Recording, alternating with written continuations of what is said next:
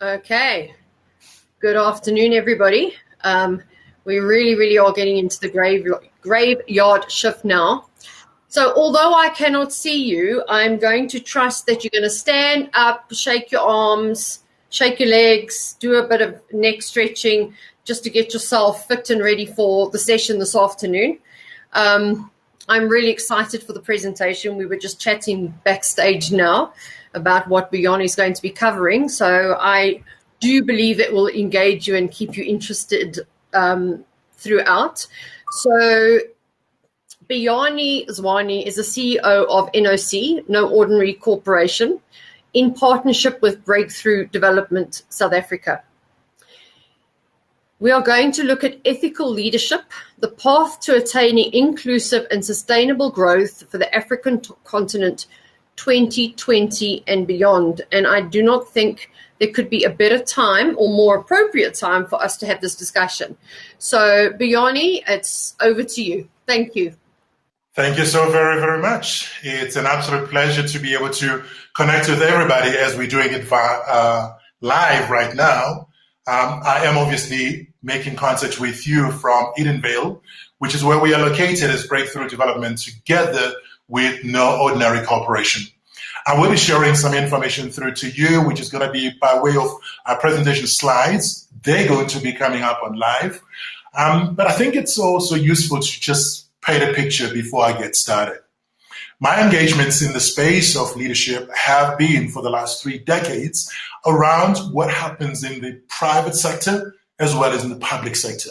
I've had the opportunity of working both in public and private sector, but I've also had an opportunity of working in the various industries, kicking off in the oil industry, then moving into financial services, and then moving on to gaming, which was absolutely great at the turn of the century, and then into business consulting, and right now doing that together with academia, spending quite some time in the University of Cape Town, University of Pretoria, UNISA, University of Zululand, all of those to be able to afford myself the opportunity to also give to the country. Because the work that we get to be able to do affords us the opportunity to do just that, connect with people in the country from various walks of life. Some in civil society, others as students who are really leaders of the future, others as council members as we worked with them,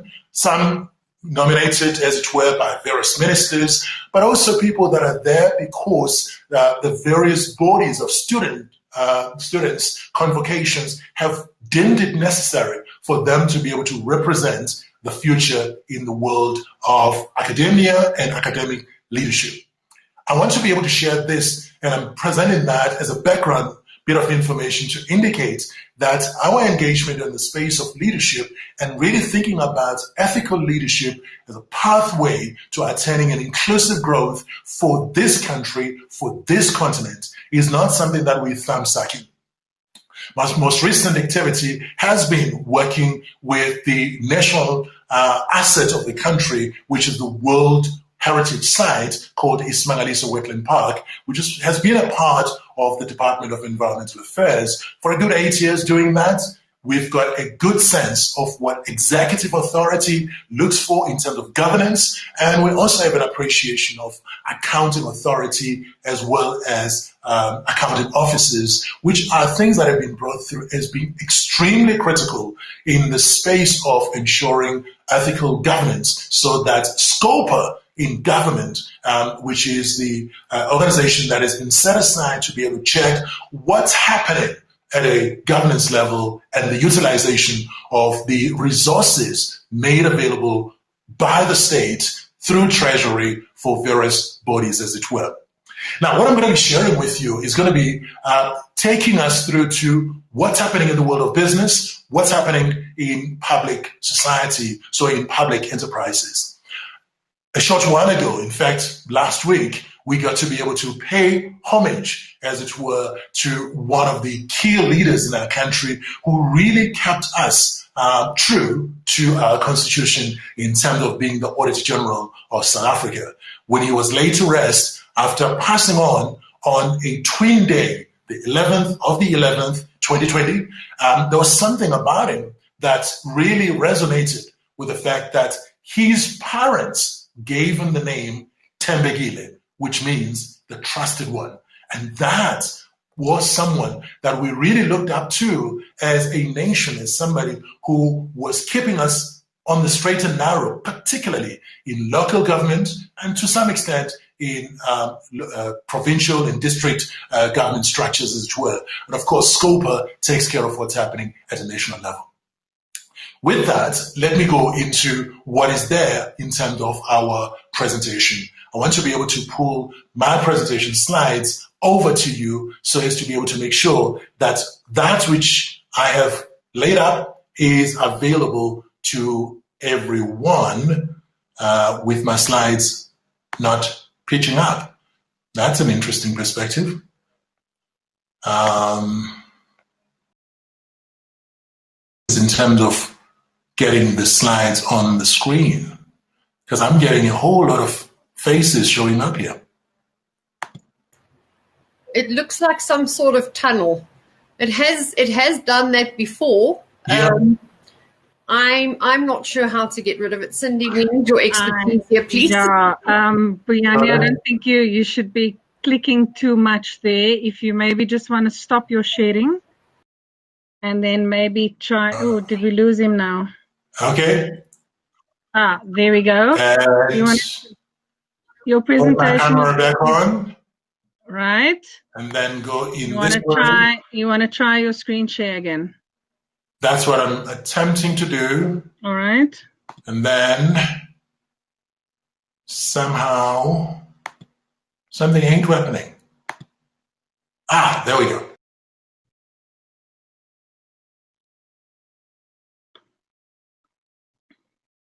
They should be coming back.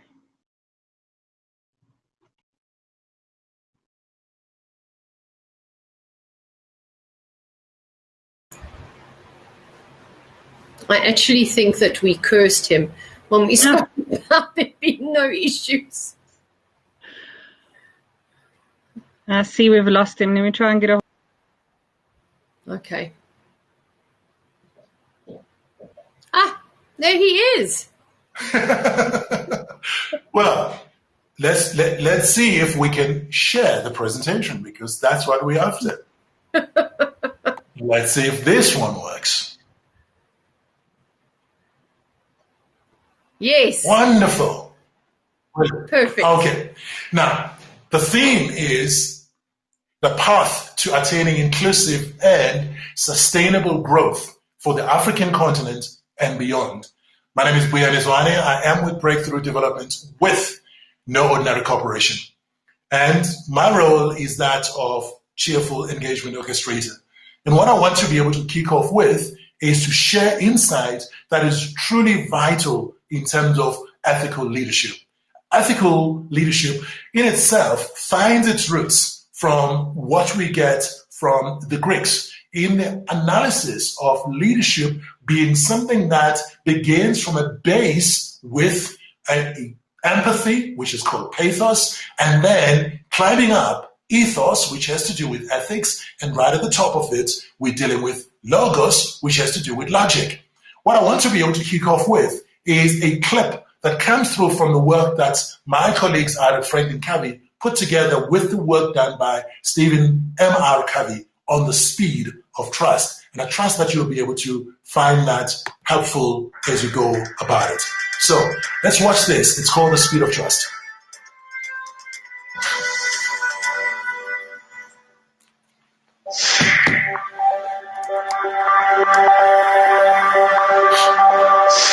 In today's global marketplace, speed is everything.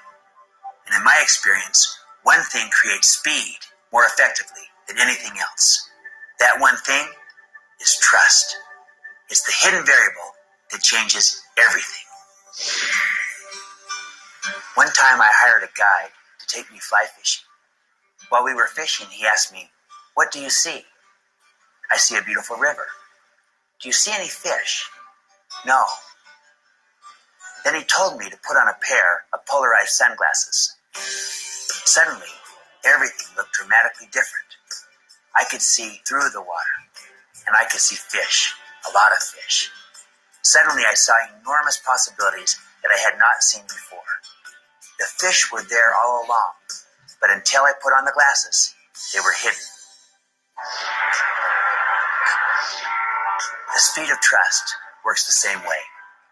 More than any other factor, it can reduce costs, increase productivity, enhance innovation, improve collaboration, and increase value. It's there, but it's beneath the surface. And unless we have eyes to see it, it will stay hidden.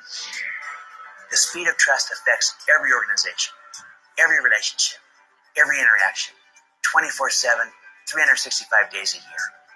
And when trust isn't there, speed goes down and cost goes up.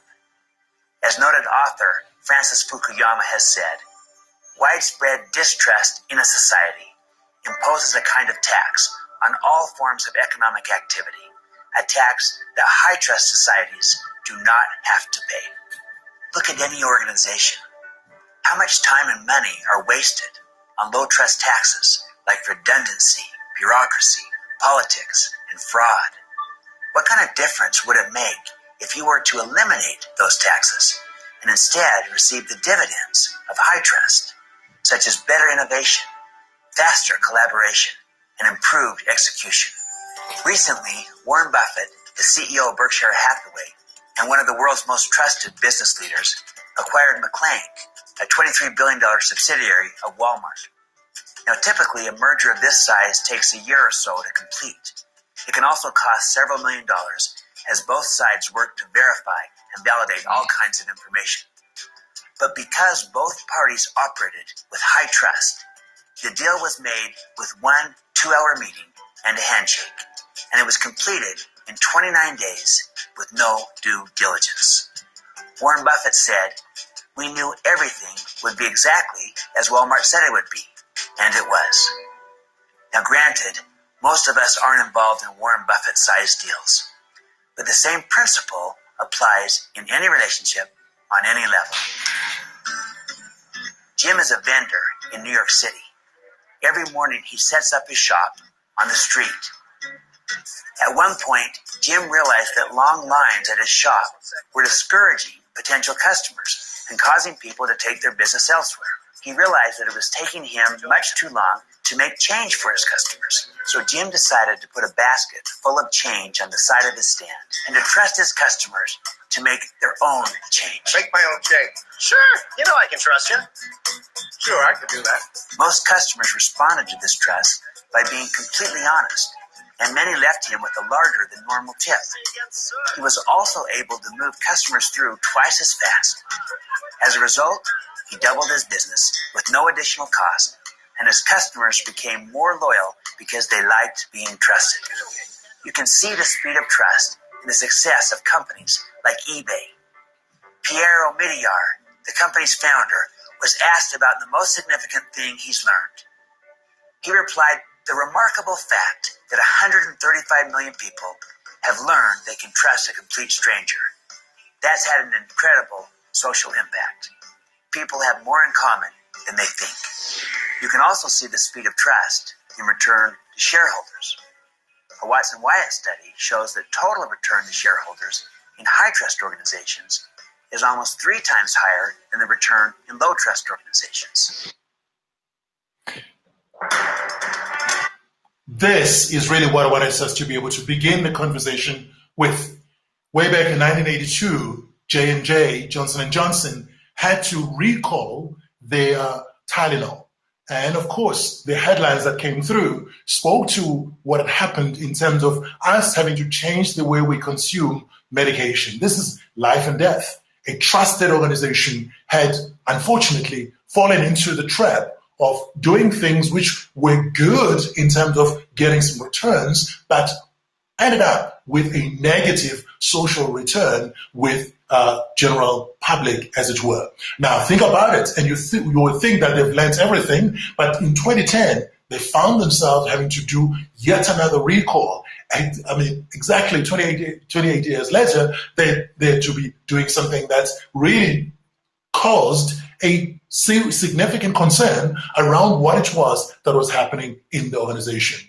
Think about it again. And then we find a situation a year ago when there is yet another recall that comes through in terms of baby powder.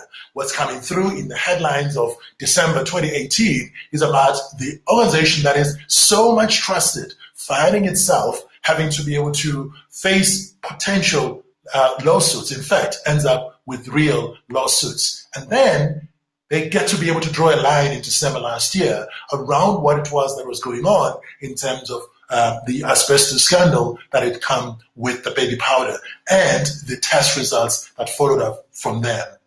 And of course, what you had coming through in the introduction here was the fact that there are a whole lot of other things that have been taking place that we were talking about backstage. Here's the thing.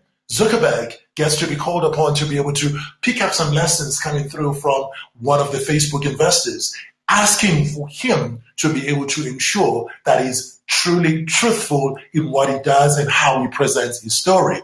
Yesterday, our own Zondo Commission gets to hear details of irregular tender, inflated license prices around Microsoft licenses at EOH, one top organization that we've always hailed as being above ground, gets to be found to have a number of gaps in terms of its provision and ensuring that the practices were consistent with that which would be expected of a large listed organization, as it were. Listed organizations obviously are the ones which wherein people look up to and are assured that things are going to be going very well because some put in their last pension money into the actual investment, and they are telling themselves that things will get better.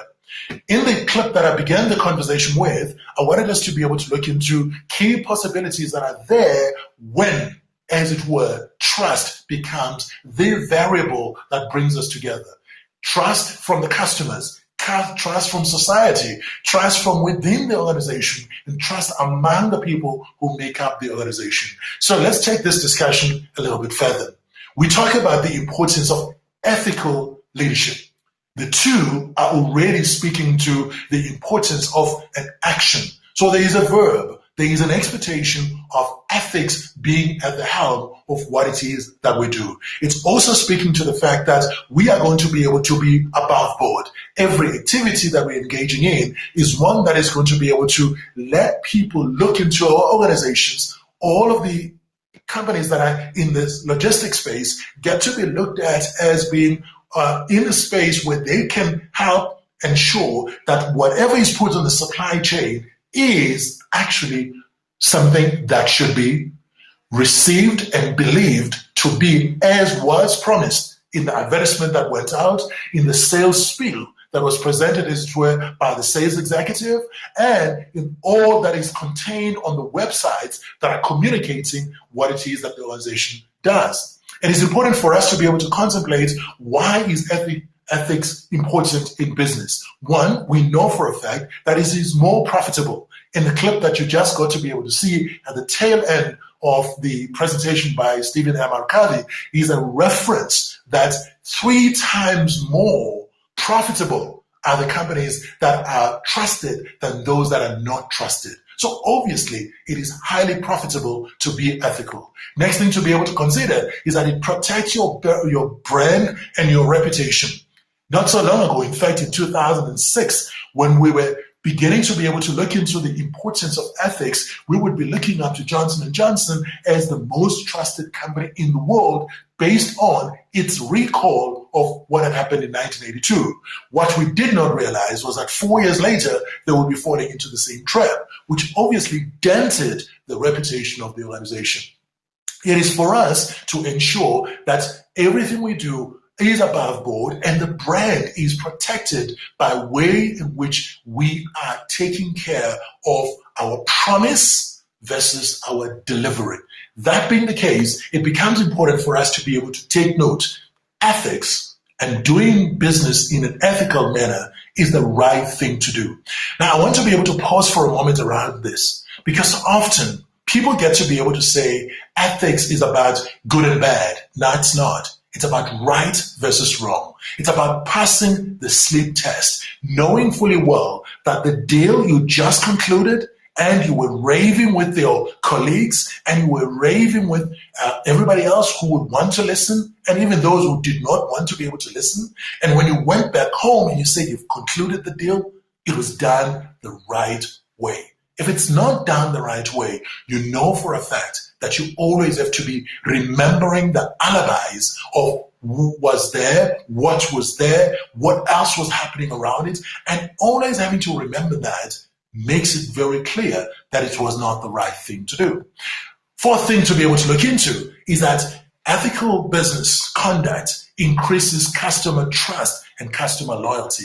As we saw in the story there of Warren Buffett, it is easy for him to be able to part billions buying a subsidiary of Walmart with no due diligence. Where have you found a company being bought after just 29 days, everything is concluded?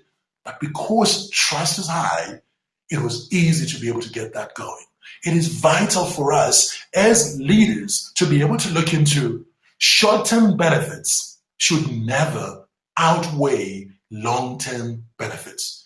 We should also be thinking about what is the legacy we're leaving behind. It is absolutely vital for us to be able to contemplate how what we do actually keeps customers for us, that's the loyalty part, but it also gets a head start for those who take over from us when we no longer are in the role or we have retired or moved on to something else. It becomes easy for people to be able to trust the brand, trust the organization, if it is to be that ethical conduct has been central to it all. And of course, last thing to be able to look into here is that it increases investor confidence. You know for a fact that wherever there has been issues relating to ethics, more and more of the investors decide to go in and cash in on their shares, even when the shares are actually on a downward trend and they're not going to be able to get as much return as was or had been anticipated when they actually invested in the first place.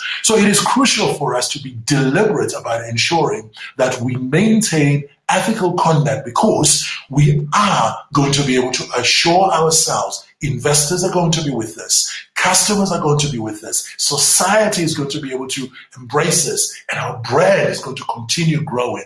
And if that happens, it ensures that we can remain profitable and therefore grow our organization, as it were. It is also important for us to be able to think about what are some of the drivers for ethical business practice, as it were.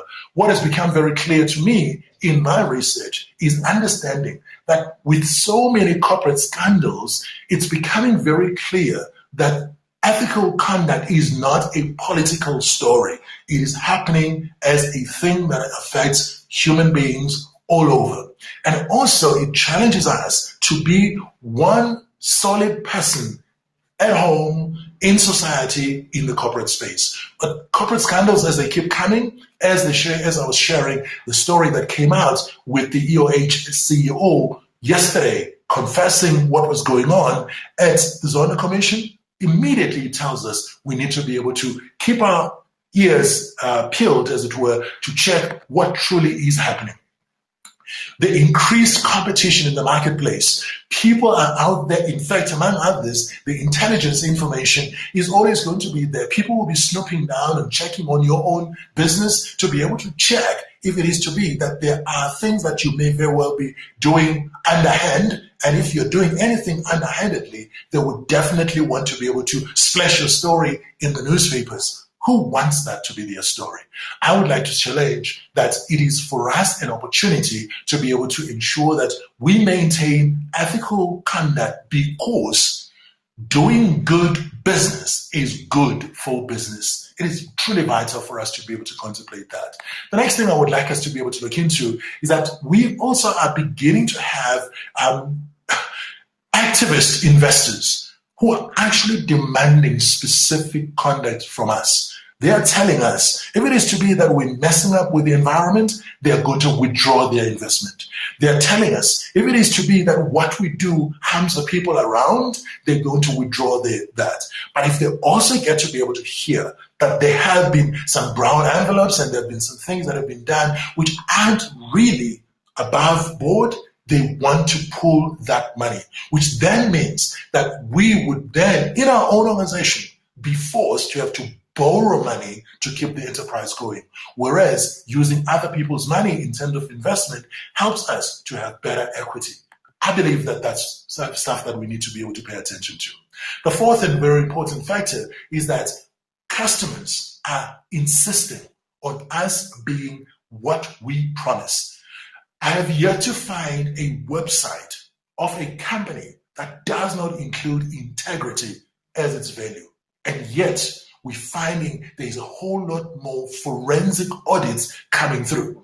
We're beginning to find all the more that organizations are needing to be able to bolster and strengthen their internal audit functions. What's going on? You're also finding in our country, Hello Peter is one of the areas where people are complaining not so much from bad service, as it were, but also when they get to hear and sniff that something untoward is taking place. So customers are putting pressure because they're putting their money in buying our products. They want to be assured that they're dealing with people who are trustworthy. And finally, I think it's important for us to be able to notice that internationalization as well as globalization is challenging us. You know, some of the things that we may do in one country, the moment you cross the border to another, you get to be scrutinized extremely hard because they wanting to be sure that after they've rolled out the red carpet for you to conduct business in their country, you're actually going to be able to abide, among others, by the laws of the country,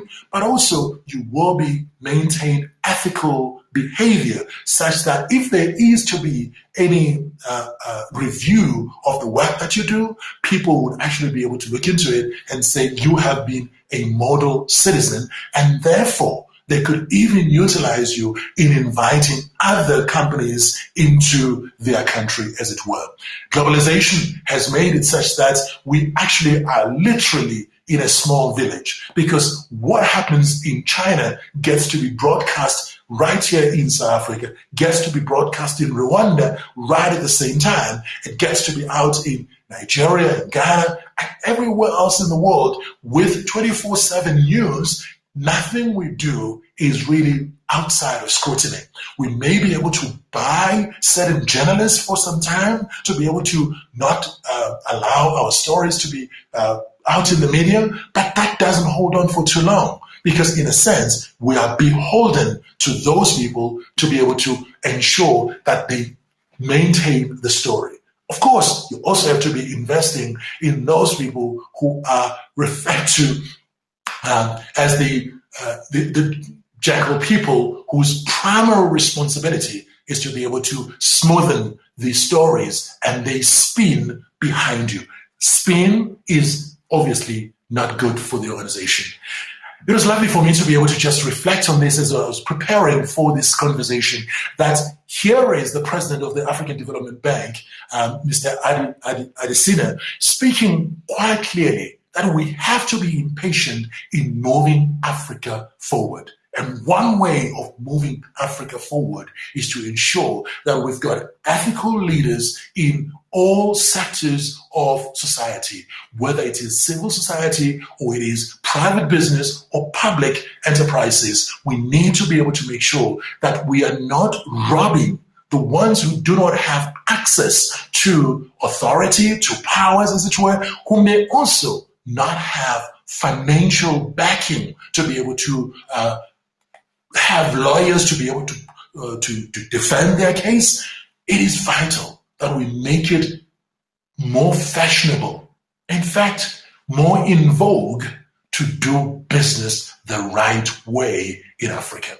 We almost always get to be able to talk about this value that we cherish so much. We call it Ubuntu. And there is no one who may be talking to Ubuntu and do things that they would not wish to have published, as it were.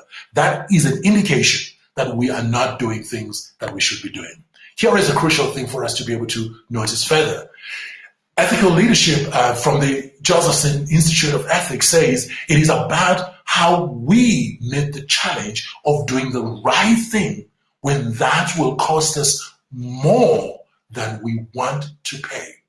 When ethical conduct is doing the right thing, even when it costs us more, that is something that we need to be able to think about. Because sometimes we've got this thing we call values, but we attach no value to them. So we need to be able to look into ethics and leadership and say, what value do we attach to those? It is also vital for us to be able to contemplate that in this space, there is also another way of being able to look into ethics with just one hand up. And here are some of the key pillars. One, we respect others. That's Ubuntu. We serve others. That's Ubuntu. You show justice to others. That's Ubuntu. We honestly manifest everything that we do in a manner that shows people that they can trust us. That's Ubuntu. And then we build community. Imagine what happens when people do not have to be investing in security system. Imagine for a fact when there is less of a need of cameras at the intersections, when there is less of a need of cameras in office buildings, in the warehouses, when all of that is not necessary. It means we've built a community of trustworthy people. When you think about that, you will come to realize that it is interrelated. So whatever we do in terms of building the community, we do it because if we respect others, we will get a benefit alongside them. Mutual respect builds mutual return. And we need to be deliberate about that. When we serve others, we know for a fact we are fulfilling the reason we're here on earth. Here's the story. Service is the rent we pay for the privilege of living. So therefore, if we are going to be spending our time serving others, we are doing the right thing, the key thing, in fact, the only thing that leaders are supposed to be able to do. If we're not serving others, we are serving ourselves, and that self-serving may very well be very narrow. And its impact gets to be even narrower. When we show justice to others, it makes it such that we know that if some wrong has been conducted, there is going to be a way in which we are going to be able to correct that, and we can be honest throughout. It is useful for us to be able to also understand that, as indicated in the clip that you saw earlier on, the trustworthiness of a Warren Buffett and the trustworthiness of the company that he was buying from as Walmart addresses all five of this, with the respect for others, with the servicing of others, with showing justice and manifesting honesty. That enables us to be able to build a community of people who are truly ethical. When we are trustworthy, we make it possible for trust to be embedded everywhere. Guess what? Even the loans we get to be able to apply for as a country do not have onerous requirements, as it were, because it is believed that those who are entrusted with stewardship of the resources are going to do that which is good for the country, but also that which is right for the country. Now, I indicated at the beginning of this session that South Africa had a loss on the 11th of the 11th, 2020, when Kimi Tembegile Makwetu passed on. And somebody at a young age of 54 got to be able to pass on and go to the next life. Shapiro is not somebody who actually puts together any cartoons with the greatest of ease. He analyzes everything that is in here, and he talks to it and he say, here is an Auditor General who was an epitome of integrity and accountability, pivotal to the defeat of state capture. Of course, I'm not going to be paying too much attention, but if you look at the bottom, you will notice that there are two very key persons who have been grabbing the headlines, as it were, around the issues of state capture. This is something that we needed to be able to appreciate. Here is somebody who has, despite the position being an official position, an officer, a civil servant, got to be able to rise above the challenges that were there, and got to be able to say what we've got in terms of our legislation, supply chain processes, as it were, needs to be honored all the time. And if we are going to be able to apply that, we are going to be giving back to ordinary society the returns that they voted for way back in 1994 and repeated with all of the national, provincial, and local elections, as it were. Ethical leadership also comes through with a further 6 areas that get to be presented through by Johnson Institute. And you will notice that the very first one, and I wanted to be able to emphasize, is trustworthiness. Second that's coming through is respect, which was spoken about in the earlier 5. Also, responsibility. Now, this is a very crucial thing, because between the stimulus and the response, there is a space. In that space lies your freedom as a leader to be able to take the decision that you can own regardless of where you are placed. Whether you're telling it to your 5-year-old child or you're telling it through to authorities with your hand up and saying, so help me God, you can take responsibility. And when you do that, you are going to be able to make it easy to be able to demonstrate accountability as well. Johnson Institute of Ethics also highlights the importance of fairness that was showing justice in the earlier presentation of the 5. When we are fair, we also are looking for the same fairness to be extended to us. In fact, this is pretty much like a story of grace. If you think about it, our objective has got to be one of ensuring that we treat others fairly. And we are beginning to find this in the financial services sector, where banks are being called upon to treat customers fairly. Right? Was that necessary? Well, because unethical conduct had been taking place. Some people were getting into situations where they were required to sign up for a life policy which they did not need. They were signing up for funeral policy, which they did not need, but someone found a way in which they could make money for themselves. Next thing is about caring. Ubuntu. Care is a distinguishing factor that true leaders with heart get to be able to express amongst the people that they lead.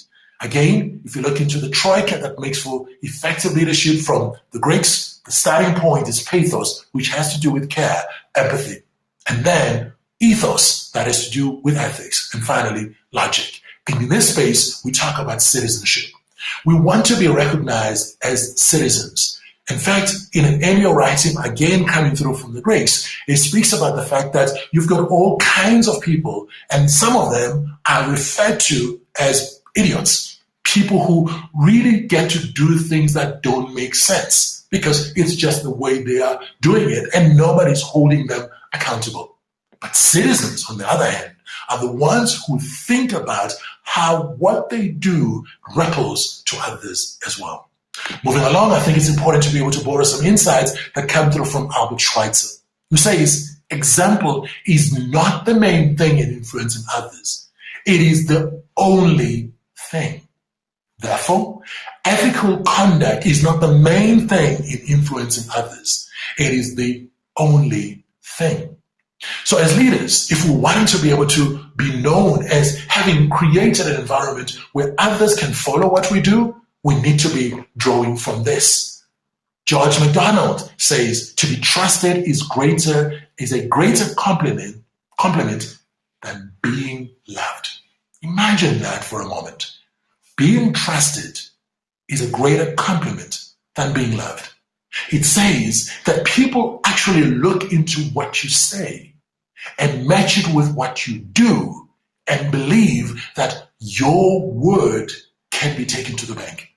Now, that's a crucial thing for us to be able to look into. Now, when you look into the word trust, it's 5 letters.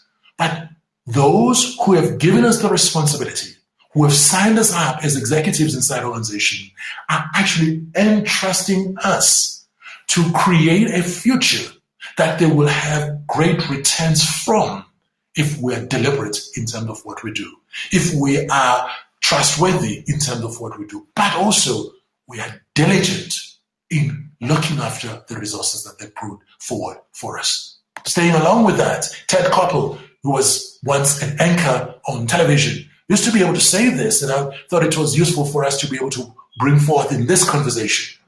There is harmony and inner peace to be found in following a moral compass that points in the same direction, regardless of fashion or trend. In Africa, for a very long time, we've always looked up to the North Star. We've looked into the Southern Cross. And when you think about the Southern Cross, until such time that it shows itself in the sky, we're not able to be able to tell whether we are on the right track or not. Obviously, now we've got GPS and we've got compasses that we can utilize.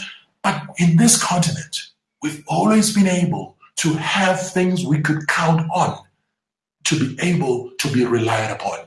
There is an African saying that says, sometimes, in fact, you may not trust a person, but you can trust the rock, because where you leave the rock, you will find it again. How about let's use that as being the foundation for being rock solid in the value system that is principle-based and can be trusted all the time. My friend John C. Maxwell says, talent is a gift, but character is a choice. Now, I found that very telling, because many get to be appointed into senior roles because they were talented in terms of how they sold things. They were talented in terms of how they winged things and influenced many to be able to conduct particular sales. But if it turns out to be that at a character level they are found wanting, we know for a fact that that which was put together is not going to be sustainable. Running along with that, Himansu Bathia comes through and she says, as a leader, it is a major responsibility on your shoulders to practice the behavior you want others to follow, which basically says model that which you're requiring other people to be able to do. If you can do that, it's going to make it very easy to be able to fall in line with Arnold Glasgow, who says the respect of those you respect is worth more than the applause of the multitude.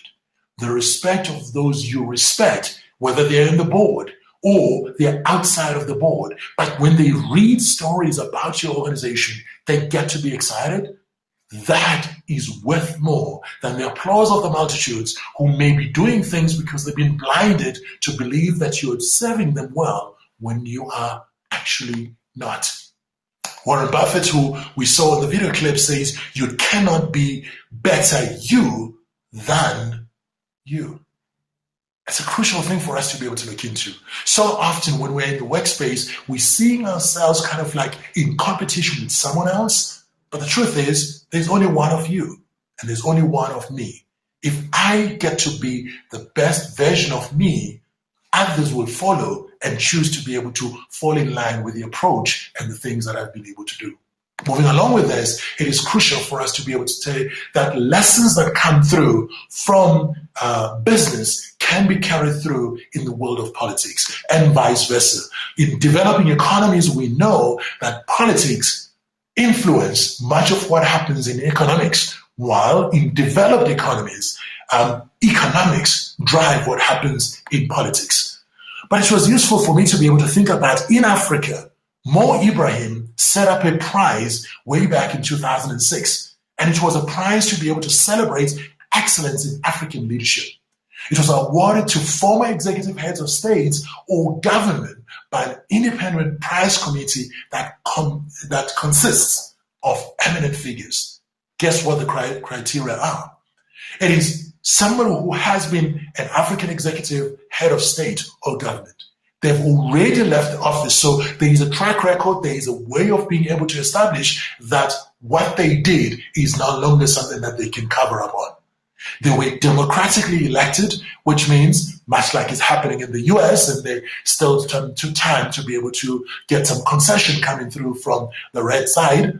It's important to be able to look into and confirm this is the will of the people who are saying this person represents our wishes and our dreams. And they serve in a constitutionally mandated term while demonstrating exceptional leadership. Guess who are the people who have won? I thought I should be able to just bring these two. They obviously were the first recipient, happened to be Joachim from Mozambique.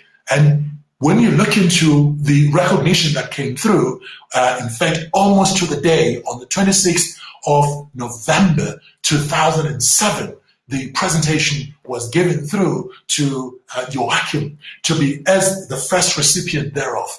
And there was an honorary laureate that was given through to our late President Nelson Rolihlahla Mandela. And it was easy to be able to do that because he had already been out of office for well over 8 years. So the things that he had been doing were very clear to everyone.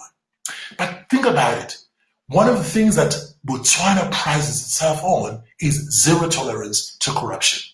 And that's the thing that made the former president, Festus Mogae, to be the laureate in 2008. And then the first woman president in our whole continent, Ellen Johnson Sirleaf of Liberia, got to be the recipient in 2017 by deliberately going through the process of making it easy for her successor to be able to take on the next role that was available because she had dealt with the challenges that had been there. She had dealt with the corruption that had been in the space. This is an indication that we can do this thing and make it work for us. Paul Kagame, depending on where you are in life, you get to be able to appreciate that as the president of the Republic of Rwanda with an A, he highlights the importance, as it were, of development being more than money or machines or good policies. It's about real people and the lives they lead. The people that we lead, the conduct we have, is what people will be able to remember when we're no longer in the position of authority. I think it's vital for me to be able to transition here and bring in women leadership that's coming through. Winnie presents through as the executive director of Oxfam International. What is growth for if not to help ordinary people thrive? Ethical leaders make that possible. In order to be able to ensure that growth is not about increasing the Gini coefficient, we're finding ourselves with the gap between the rich and poor widening all the time, the haves and the have-nots widening all the time. We need to be able to make sure that we conduct ourselves in a manner that one of my friends, Buyani Mohale, writes in his book and indicates, lift as you rise. Wherever we are as leaders, we need to be able to lift others to come along with us. Douglas MacArthur says a true leader has the confidence to stand alone, the courage to make tough decisions, and the compassion to listen to the needs of others. This, to me, is a mark of ethical leadership. Obviously, there's a lot more that he gets to be able to speak to. He says he does not set out to be a leader, but becomes one by the equality of his action or her actions and the integrity of his or her intent. Now that speaks to the two key factors that build character: integrity and intent. When you're engaging on any deal, what's your intent? Is it just about you? Is it about the organization? Is it about the people that you lead? Is it about the benefit of the company? Is it about the benefit of the customer? Is it about all of those pulled together? It's crucial for us to be able to take that around. Of course, it's important for us to also look into the importance of diversity and inclusion. Our own Phumzile Mlambo-Ngcuka, the former deputy president of our country in South Africa, says Africa has to close the gender gap if it is to succeed. We therefore need to be deliberate about ensuring that how we organize ourselves internal to the organization addresses itself to the things that will build a future wherein our women will be excited about what we do and our girl children have the future that they can embrace, as it were. To achieve the gender equality, we need to mobilize not just parliaments, but populations, not only civil society, but all in society. And I believe that she is right on the money in this particular statement. So all of us in business need to be able to start thinking, have we been as inclusive as we should be in the executive? The C-suite, what is it looking like? Does it look like it still contains the people that were there in initial decision-making? Does it indicate a real shift that has taken place? Crucial for us to notice. The IMF managing director said this: we need to change the way we look at the economy. There are lots of things that we do not measure well. And one of them happens to be how ethical we have conducted business. Because if we're not paying attention to that, we find ourselves in a situation where things are happening, but we cannot really tell why they're happening the way they are. It's crucial for us to be able to pick up this other statement of diversity. It's about having a seat at the table. Inclusion is about having a voice. But here's the crucial clincher. Belonging is having that voice heard. And I like to believe that in this conversation, ethical leadership, that is about citizenship, that is about inclusion, that is about justice, will ensure that those who have been excluded previously are included. But not only are they included, they get to have their voice heard. It was interesting for me to be able to read through Sheryl Sandberg's Lean In, speaking to the importance of we cannot change what we are not aware of. And once we are aware, we cannot help but change.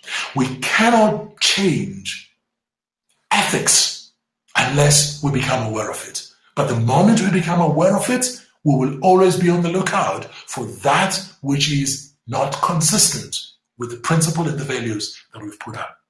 It is also important for us to be able to think about, in the space of inclusion, we need women at all levels, including the top, to change the dynamic, reshape the conversation, to make sure women's voices are heard and heeded, not overlooked and ignored.